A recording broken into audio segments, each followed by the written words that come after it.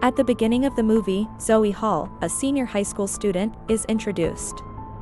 After the recent death of her mother, Zoe has completely given up on life. One morning, she and her father, Todd, go on a hunting mission. She aims at a deer, but it doesn't die immediately after being shot. Todd explains they have two choices: wait for the animal to die or kill it out of mercy. As Todd is explaining the more humane option, Zoe picks up a rock and strikes the deer on the head. Todd is shocked by Zoe's lack of sympathy for the animal and realizes that her strange behavior stems from the trauma of losing her mother. During breakfast, Zoe starts talking to her mother, something she does often. She knows it makes her look crazy, but talking to her mother is the only thing that gives her comfort. Soon, her best friend, Luis, arrives, and they head to school together. On their way, they are harassed by a car full of troublemakers from their school, causing their car to stall on the side of the road. While waiting, Zoe notices one of her classmates, Chris, placing something in the middle of a field. She finds it odd but dismisses it as normal for someone like Chris, who is considered an outcast. Today is senior prank day at school, where seniors pull funny pranks on teachers, something that both Zoe and Luis dread. In class, Zoe's teacher, Mrs. Jane, notices a significant change in Zoe's behavior following her mother's death and tries to talk to her about it. However, Zoe quickly avoids the topic and rushes to the bathroom, clearly upset. At the same time, explosions occur throughout the city. Police, paramedics, and firefighters scramble to manage the situation, making it clear that these explosions were intentional. In the bathroom, Zoe sees Anna, a bully, hiding something in the ceiling. After Anna leaves, Zoe checks, but finds nothing. Meanwhile, in the cafeteria, a van crashes through the glass doors, hitting a man. Chris steps out of the van and shoots the injured man. He is joined by 3 accomplices: Anna, who was in the bathroom earlier and is Chris's sister, Kip, the school loser, and Tristan, the gang leader. They have planted explosives around the city to distract the police, and now they are here to shoot the students. To assert dominance and silence the crowd, they immediately kill a few people. Zoe is about to leave the bathroom when a wounded girl stumbles in, asking for help. Realizing something is wrong, Zoe cautiously steps out to listen to the shooter's conversation. Tristan declares that the students are now hostages and must follow his orders. He saw a boy in the crowd who often bullied him in the school hallway, and Chris immediately shot the boy without the leader's permission. Although Tristan wanted it as well, he told Chris to stay calm and only use the gun when authorized. Meanwhile, Kip is sent to check the bathrooms to ensure everyone is out. Sensing the danger, Zoe quickly climbs into the vent before Kip can find her. She crawls through the vents, hoping to reach the other side of the building. Tristan, in the meantime, orders a girl to call someone she loves. She calls her mother, tells her she loves her, and promises that the police will be contacted. After the call, Tristan informs everyone that the police are now aware of the situation, so they shouldn't bother calling them again. He allows them to make one final call to their loved ones before they die. The students tearfully say their goodbyes, in case they don't make it home that day. Zoe eventually makes it to the kitchen, but the vent collapses, and she falls to the floor. The noise alerts Chris, who goes to investigate, but the kitchen lady comes out to protect Zoe, taking the bullet meant for her. Zoe is shocked, but quickly regains her composure. Meanwhile, Tristan calls the school receptionist and informs her about the dead students. At first, she doesn't believe him, but soon informs the security guard and principal. Tristan instructs the hostages to start live streaming the event, wanting to make a statement to the world. When the stream began, he ordered in all platforms to cooperate. He threatens that if the stream is taken down, more people will die.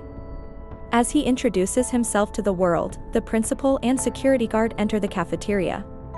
Rather than being scared, Tristan invites them in and asks if they know why he's doing all of this. The principal reveals that he had called Tristan into his office twice the previous week due to his failing grades and bad behavior, but Tristan's rage isn't just about a few meetings. He is well-spoken and educated but has been constantly beaten down and bullied by society. As the principal tries to calm Tristan, he is shot, and the security guard leave hurriedly. It is revealed that Luis has the most live viewers among the hostages, so Tristan makes him the main cameraman and brings him forward. Meanwhile, Zoe moves from classroom to classroom, trying to warn everyone about the situation. Some teachers dismiss her, thinking it's just a prank, but others believe her.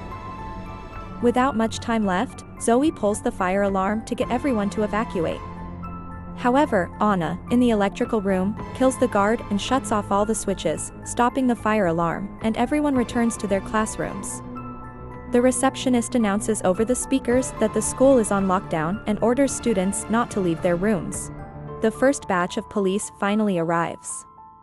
News channels begin to pick up the story, and Tristan demands that the live stream be broadcast on national television.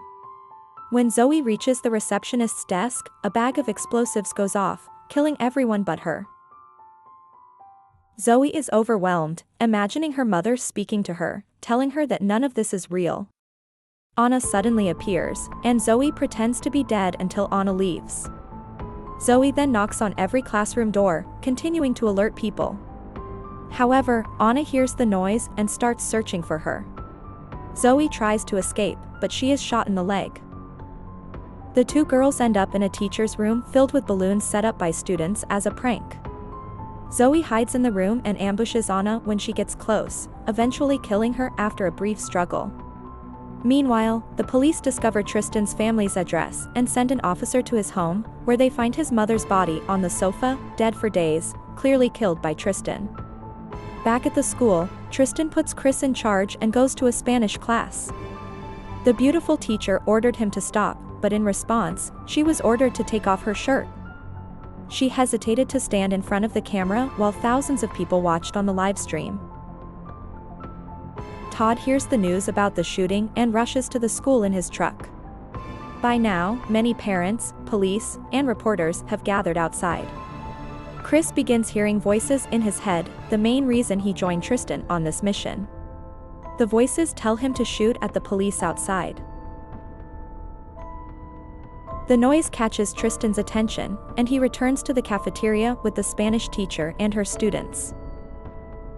Moments later, Kip encountered Zoe and followed her from behind while shooting at her. They ended up in a slippery hallway where Zoe attacked him with a fire extinguisher and knocked him down. Then he took Kip to the auditorium and handcuffed him to a chair. Her mother reappeared and discussed how Zoe was preventing her from dying completely because she couldn't let her go. When Kip woke up, he saw her talking to herself and immediately assumed she was like him. Zoe asked why he got involved in the shooting, and it was revealed that he had been stripped in front of the assembly in middle school. Since then, people had always laughed at him. However, Zoe confronted him about killing people who had nothing to do with the bullying. Zoe also mentioned that more people would start talking about what happened at the assembly once they found out he was involved in the shooting. The comment seemed to trigger his trauma, awakening him from all the propaganda Tristan had fed him. Zoe went out to retrieve Kip's gun and encountered Mrs. Jane with her students outside. The teacher saw the gun and assumed Zoe was also a shooter, but she quickly explained that she was not one of them. She helped them escape but refused to leave until she had assisted the other students. Mrs. Jane also accompanied her before they went to the library. A rescued student told Todd that her daughter helped them and stayed at the school to help others. Tristan quickly found out that someone was helping the students escape. He called Anna's number and requested to speak with the person behind all this. Zoe bravely told him that she killed Anna. Tristan ordered her to come to the cafeteria in 5 minutes, or he would start killing the hostages to show he was serious. He shot a random woman, and Todd saw it on the live stream. He immediately grabbed his hunting rifle and decided to save his daughter by himself. Inside, Zoe went to Kip, who was now drowning in guilt, making it easier for her to convince him to switch sides. She gave all her trust to Kip and handed him the gun before she went to the cafeteria. Tristan was surprised to see that it was Zoe causing trouble because he remembered seeing her several times in the hallway. She confidently stood in front of Tristan and challenged him to a fight. At that moment, Kip came from behind to protect her. Tristan laughed because he knew Kip was unworthy to join them from the beginning. A shootout occurred, during which Chris killed Kip. Zoe and Luis seized the opportunity to escape while being chased by Chris. After running for a while, Luis revealed he had been shot. Zoe took him to an office, laid him on a couch, and kissed him, promising they would go to prom together. She ran out and tried to distract Chris. They ended up in the chemistry lab, where Zoe turned on the gas and caused a small explosion.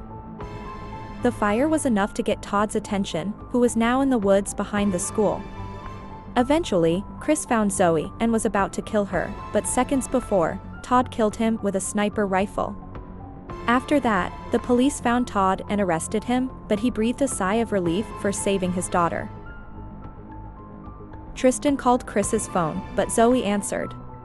Zoe sent Tristan a picture of Chris's body and asked him what he thought. Tristan realized his entire plan had failed, and now he was alone. As a last resort, he got into the van and triggered an explosive. On the call, Zoe told him his efforts were pointless. He wanted to prove a point to people, but instead, it would be Zoe whom the public remembered. Tristan realized this was true and lost his sanity. He picked a man from the hostages, took him to the rooftop, and left the others behind. Zoe returned to the cafeteria, where she saw that there were only 40 seconds left on the bomb. She ordered the hostages to run away and quickly brought the van outside. Fortunately, the ensuing explosion did not hurt anyone. She then returned to the hallway, where a SWAT officer arrested her. At that moment, Zoe's mother said, "Goodbye," to her and left now that she was finally free in Zoe's heart. In the next scene, the sheriff shook Zoe's hand, praising her bravery. He informed her that Tristan had been burned in the explosion. After a short conversation, she went to her arrested father in a police car. Todd told Zoe how proud he was of her. Luis was also brought to an ambulance and was no longer in critical condition. But then Zoe noticed a suspicious man walking out of the school. She grabbed her father's rifle and followed the man into the woods. The man dug up some money by the creek. Zoe pointed the rifle at him and realized it was Tristan, who had likely faked his death to escape. She shot Tristan in the chest before approaching him. Even though he was shot, he wasn't dead yet, like the deer at the beginning of the movie. But unlike the deer, he didn't deserve her mercy. She left him to die a painful death. And that's where the movie ends. Please hit the like button if you enjoyed the movie.